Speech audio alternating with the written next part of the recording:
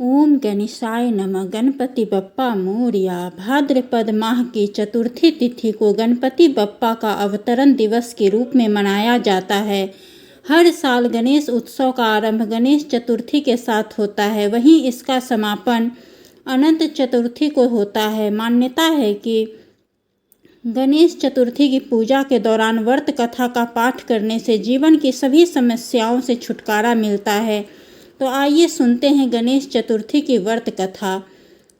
गणेश चतुर्थी व्रत कथा। पौराणिक कथा के अनुसार एक बार नदी के किनारे मां पार्वती महादेव के संग बैठी थी। तभी उन्होंने चौरस खेलने की इच्छा जताई, लेकिन उनके अलावा कोई तीसरा नहीं था जो चौपर के खेल के दौरान हार और जीत का निर्णय कर सके। इस स्थिति में महादेव और मां पार्वती ने एक मिट्टी का बालक बनाया और उसे प्राण दिया और उसे खेल में हार जीत का फैसला करने का निर्देश दिया।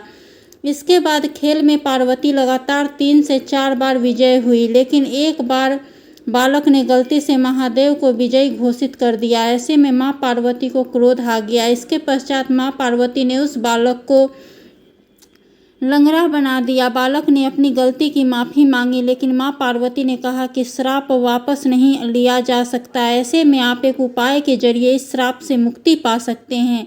उन्होंने कहा कि संकष्टी के दिन कुछ कन्याएं पूजन के लिए आती है, उनसे व्रत और पूजा की विधि पूछना। बालक ने ठीक ऐसा ही किया और उसकी उपासना से गणपति बप्पा प्रसन्न हो जाते हैं और उनके जीवन के सभी संकटों को दूर कर देते हैं। गणेश चतुर्थी की एक और कथा है। इस कथा के पढ़ने से पांडवों को वापस मिला था उनका खोया हुआ राज्य।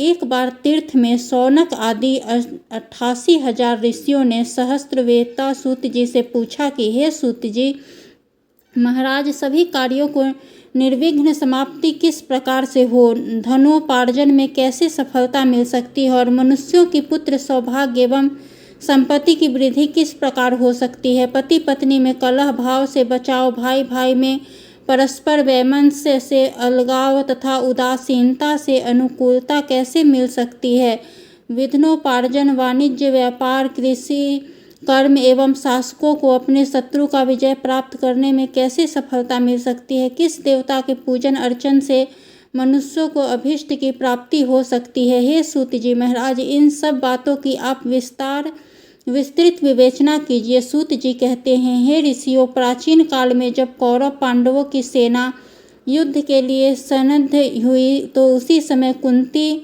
नंदन युधिष्ठिर ने श्री कृष्ण से पूछा था कि हे कृष्ण जी, आप यह बतलाइए कि हमारी निर्विघ्न विजय किस प्रकार होगी, किस देवता की आराधना से हम अभीष्ट सिद्धि प्राप्त कर सकेंगे।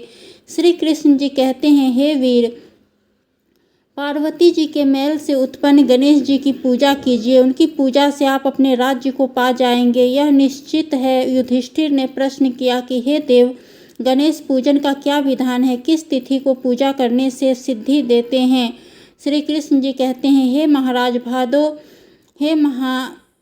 भादो महीने के शुक्ल पक्ष की चतुर्थी को इनकी पूजा करनी चाहिए, अथवा श्रवण अगाहन एवं माघ मास की चतुर्थी को भी पूजा की जाती है। हे राजन युधिष्ठिर, यदि आप में श्रद्धा भाव हो तो भादो शुक्ल चतुर्थी से ही गणेश जी की पूजा प्रारंभ कर दीजिए। व्रती को चाहिए कि प्रातःकाल उठकर सफ़ेद तिल से स्नान करे, दोपहर में सोने की मूर्ति 4 तोले, 2 तोले, 1 तोले या आधा तोले की अपनी सामर्थ्य के अनुसार बनवाए। यदि संभव न हो तो चांदी की प्रतिमा ही बनवा ले। यदि ऐसा न कर सके तो मिट्टी की मूर्ति बना ले, परंतु अर्थ संपन्न होते हुए कृपणता न करे। ये ही वर विनाशक और ये ही सिद्धि विनायक है। मनोवांछी की सिद्धि के लिए भादो शुक्ल चौथ को इनकी पूजा करें। इनकी पूजा करने से संपूर्ण आकांक्षाएं पूर्ण होती है। एकदंश भूमंडल में इन्हें सिद्धि विनायक कहा जाता है। ध्यान की विधि: एक दंत वाले, सूप के समान विस्तृत कान वाले, हाथी के समान मुख वाले, 4 भुजाधारी, हाथ में पास एवं अंकुश धारण किए हुए सिद्धि विनायक गणेश जी का हम ध्यान करते हैं। एकाचित्र होकर पूजन करें। पंचामृत से स्नान कराने के बाद शुद्ध जल से स्नान कराए।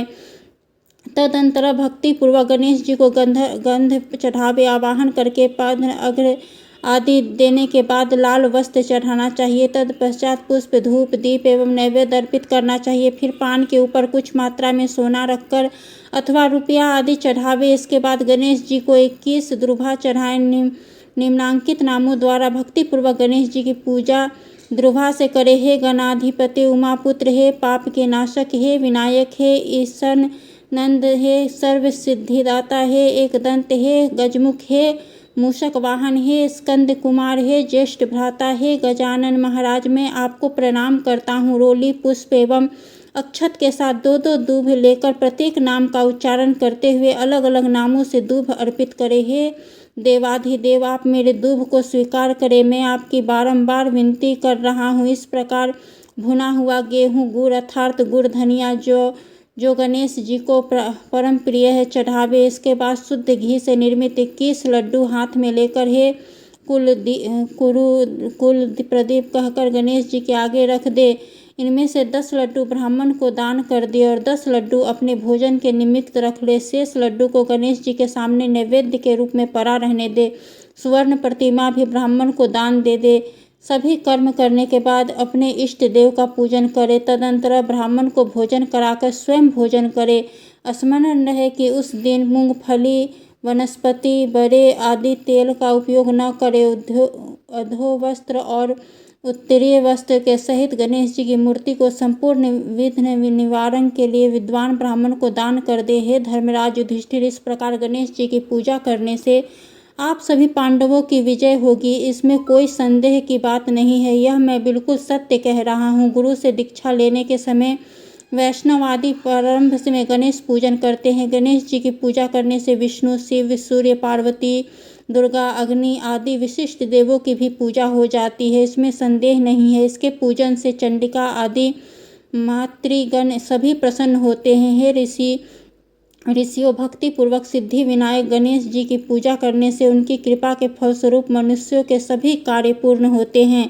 भाद्र शुक्ल गणेश चतुर्थी की पूजा शिवलोक में हुई है। इस दिन स्नान, दान, उपवास, पूजन आदि करने से गणेश जी की अनुकंपा से शताधिक फल होता है। हे युधिष्ठिर, इस दिन चंद्र दर्शन को निषेध किया गया है, इसलिए अपने कल्याण की कामना से दोपहर में ही पूजा कर लेनी चाहिए।